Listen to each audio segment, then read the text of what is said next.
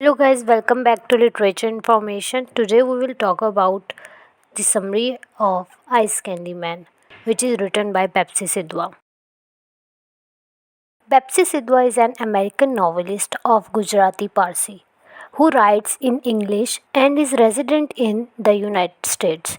Bapsi Sidhwa is Pakistan's leading writer. She has produced 4 novels in English that reflect her personal experience of the Indian subcontinent's partition, abuse against women, immigration to the US, and membership in the Parsi community.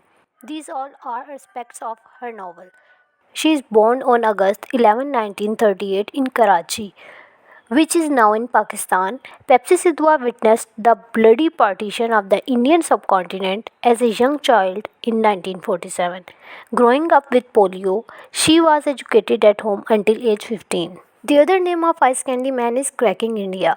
Cracking India is her third novel. Bapsi Sidhwa delicately threads the story of an 8 years old girl named Lenny with the din of violence, ready to crash around her world as the partition moves from political planning into reality.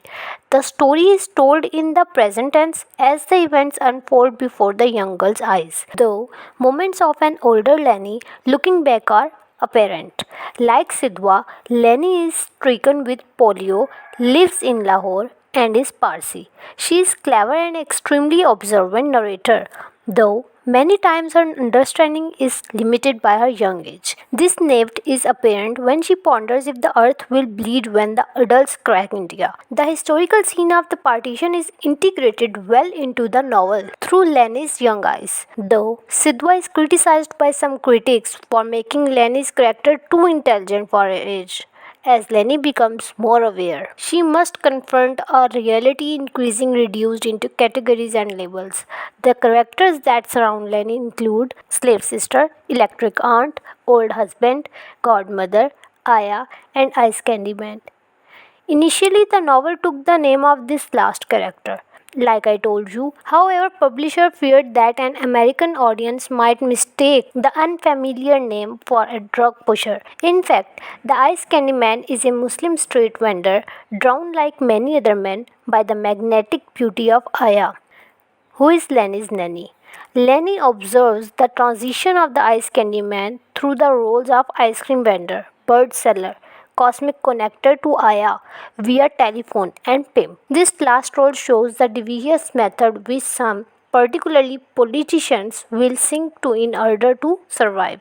Of the dirtiness of politics, Bapsidhwa says, as a Parsi, I can see things objectively. I see all the common people suffering while the politicians on either side have the fun. In contrast, Sidhwas present us with the godmother as a truer source of strength and action through knowledge instead of pride and rhetoric. Along with political ineffectiveness, Sidhwa draws out the most damaging effect of the partition, the symbolic desecration movement on both sides of the conflict. Sidhwa recalls the chilling shrieks and moans of recovered women at the time. She asked herself, why do they cry like that? Because they are delivering unwanted babies? I am told, are reliving hideous memories. Thousands of women were kidnapped at that time. Elsewhere, she continues, victory is celebrated on woman's body. Vengeance is taken on a woman's body.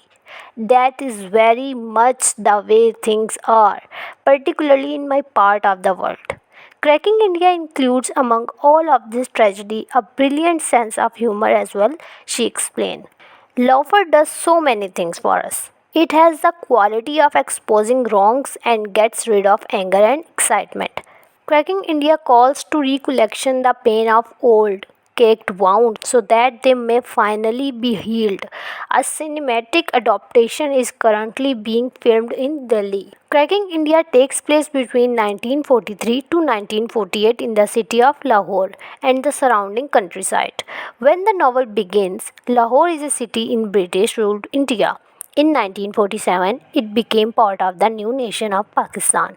When the British left India, they split it up into two countries, India and Pakistan. This event, which led to much violence and bloodshed, is known as partition. The novel tells the story of partition from the perspective of Leni Sethi, who is 4 when the novel begins. She describes both her family and her everyday life as well as the political events that led to partition and the violence that followed it. This is all about for today. Thank you for watching. We'll meet me in next video. Like, share and subscribe. Allah Hafiz.